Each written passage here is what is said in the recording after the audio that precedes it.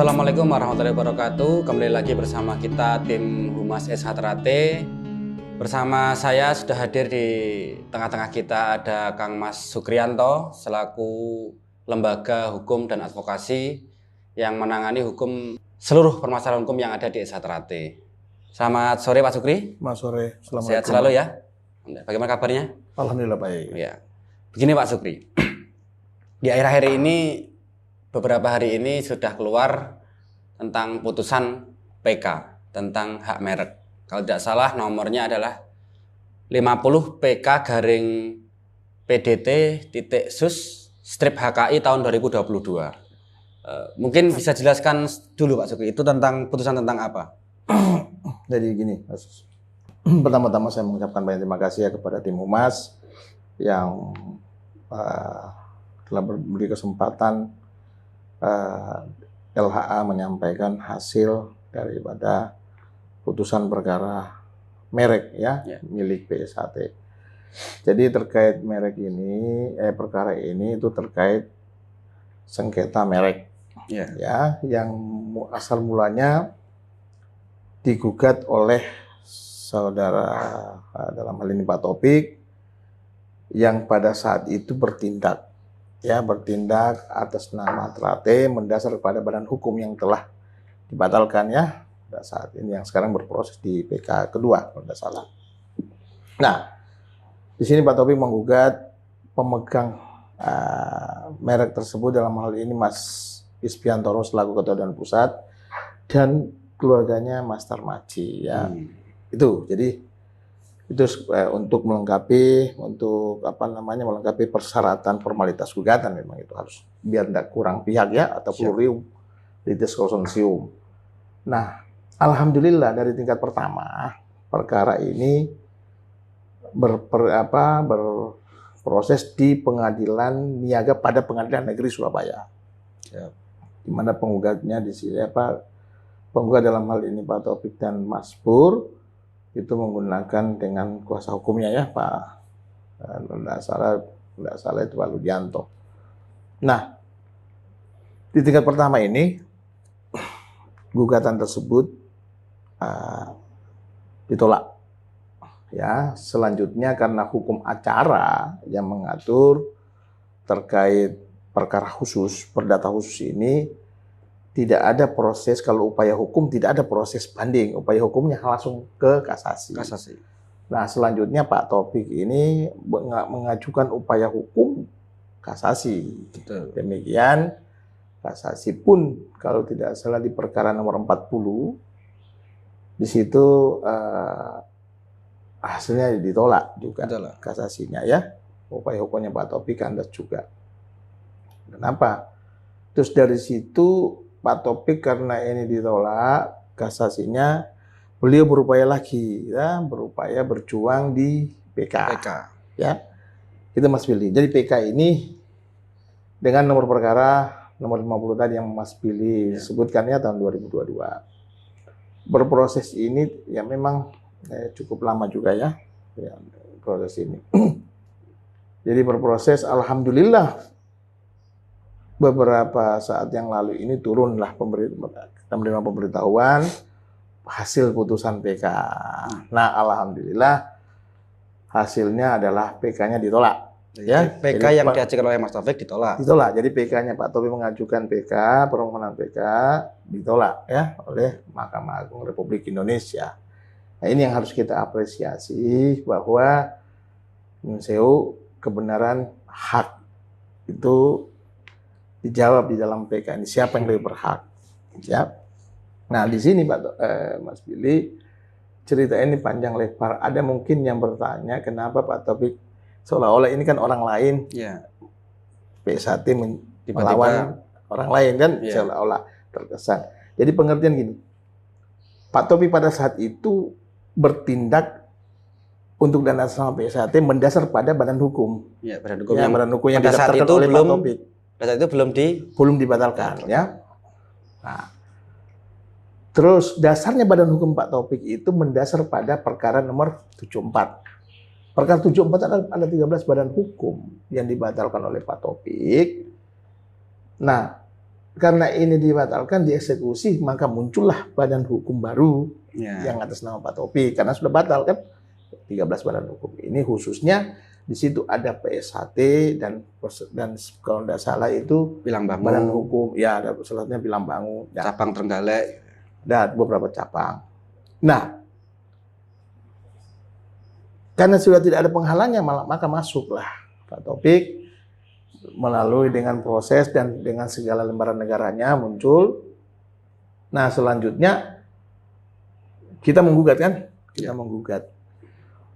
Di samping kita menggugat, Pak Murjoko ini menggugat badan hukumnya Pak Taufik, hampir bersamaan tuh. Badan hukumnya Pak Taufik digugat, juga Pak Taufik menggugat merek, gitulah, kelas 41 ini, yang miliknya PSHT ini. Ya.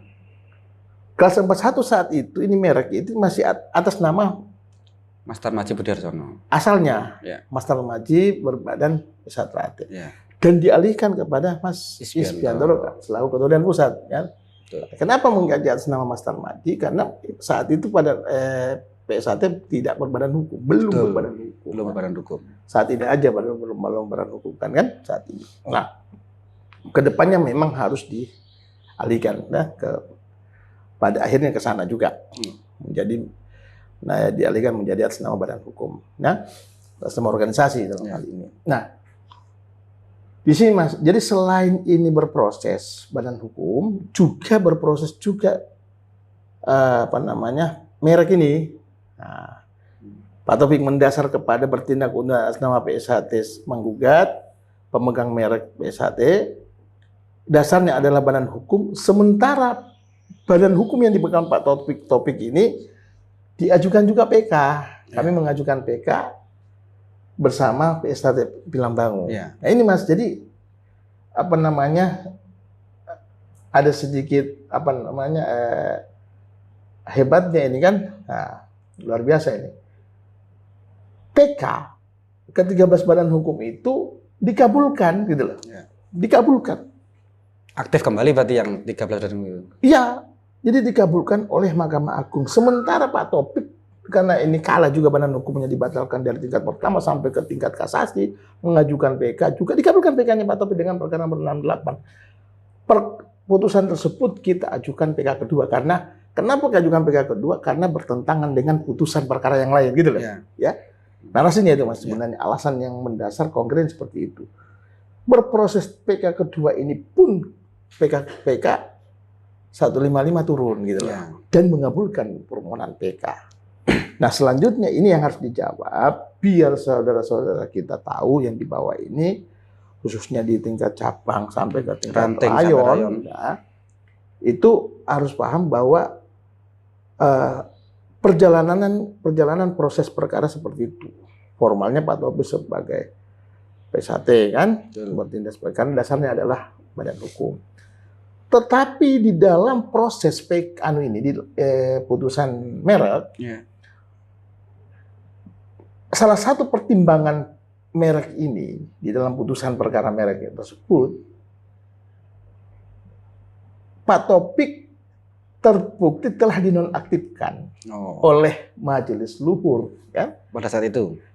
Di sini salah satu pertimbangan majelis, ya, yang mungkin kalau tidak salah sehingga sampai muaranya kepada, artinya gini, bukti-bukti pemecatan penonaktifan Taufik itu dipertimbangkan oleh majelis, kan?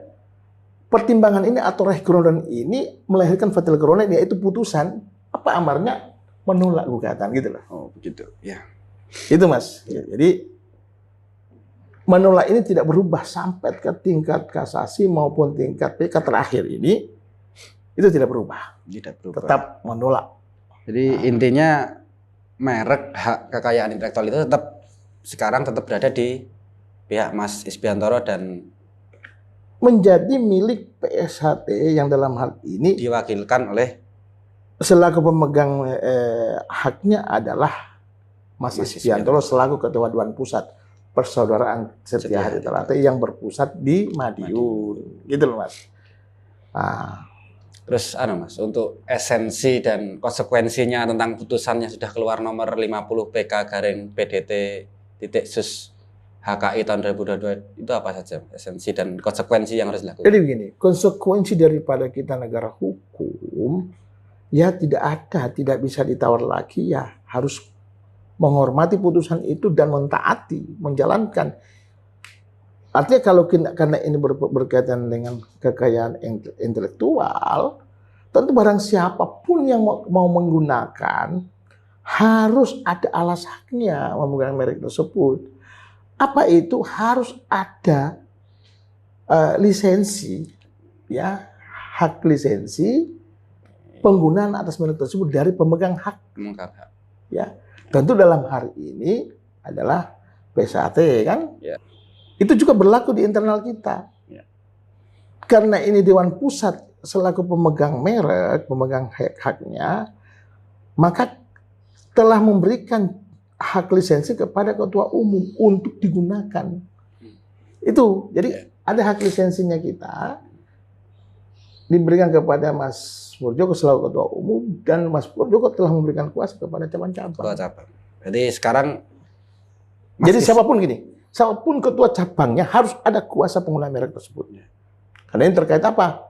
Kelas 41 itu ya olahraga, seni bela diri dan sebagainya kan ada di situ semua. Nanti untuk kelas 41 kalian bisa googling aja tentang apa saja, mungkin biar diperjelas sama penonton semua, Mas. Nah, bisa. Ya. Bisa. Jadi dalam HKN itu ada beberapa kelas-kelasnya ya, yang kita perbincangan saja adalah kelas 41. Jadi ini yang apa namanya sangat fundamental di perguruan pencaksilat ya. Khususnya di PSAT ini kan. Betul. Jadi siapa saja yang mau melakukan kegiatan pencaksilat atas nama Teratai ya harus izin dulu, harus ada alas hak dulu dari hak lisensi paling tidak kuasa penggunaan kelas 41 tersebut. Kalau seumpama tidak punya hak atau punya izin atau tidak punya lisensi tapi tetap menyelenggarakan, itu konsekuensinya bagaimana? Pidana itu, Mas. Itu perbuatan pidana. Tidak bisa itu kalau misalnya ada ditemukan ya dipoto, di video dan sebagainya, kegiatan tersebut dilaporkan kepada pihak yang berwajib. Jadi, tidak bisa pihak yang berwajib dalam hal ini kepolisian menolak itu laporan tersebut. Ya, berarti untuk dulur-dulur di rumah ya, jadi jangan main hakim sendiri. Sekarang kita sudah laporkan saja. Kan biar ada yang berwajib, negara kita negara hukum. Hal ini sudah dilakukan oleh Mas Ketum, Mas Is selaku Ketua Dewan Pusat, juga keluarga Mas Tarmaji tidak ya tetap melalui proses hukum walaupun itu panjang proses perjalanannya gitu loh. Kan? Nanti kalau dulur-dulur malah main hakim sendiri ya malah resiko tanggung resiko. Ya. Siapapun dia kalau main hakim sendiri, konsekuensi hukumnya ya itu mempertanggungjawabkan kan. Nah, dan tidak ada atensi atau pembelaan dari organisasi.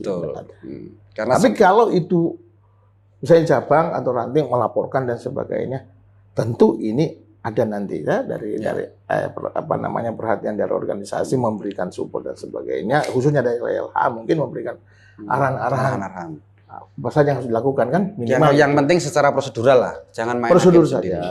Jadi kumpulkan bukti saja. Ya, kumpulkan bukti di mana mereka latihan, di mana orang lain itu latihan, siapa saja atas nama Teratai menggunakan kegiatan latihan bela diri itu laporkan kan? Ya. Nah, begitu, Mas. Mungkin ada tambahan lagi atau himbauan untuk dulur? Ya, lainnya saya cuman atas nama tim LHA sekaligus pihak yang diberikan kepercayaan. Ya, saya atas nama Lopom kami, SK Lopom, mengucapkan banyak terima kasih kepada Mas Is dan seluruh anggota Dewan Pusat, dan khususon kepada keluarga Mas Tarmaji, Ibu Maji dan Mas Bagus, bersaudara yang telah memberikan kepercayaan kepada kami ya untuk mengawal sebagai penerima kuasa di dalam perkara ini. Alhamdulillah kami persembahkan hasil daripada proses yang kita lalui ini dengan alhamdulillah dengan hasil yang memuaskan, dan itulah hasil yang terbaik dari proses Panjang lah. perkara ini kan. Ya sekali lagi itu Mas Billy, saya bersama teman-teman tim sekali lagi mengucapkan banyak terima kasih kepada beliau-beliau. Siap. Mungkin itu dulur-dulur semua, mudah-mudahan bisa menjawab pertanyaan dari teman-teman dulur-dulur semua yang ada di bawah tentang bagaimana perkembangan kasus yang dihadapi oleh Satrate pada saat ini.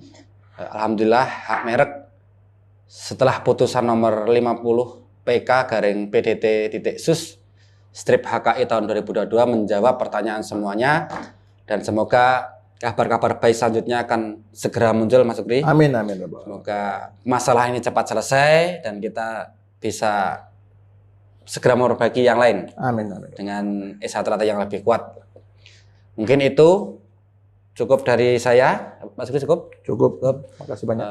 Tim Humas Satrate menyampaikan berita yang benar, santun dan bermartabat demi persaudaraan. Satrate Jaya.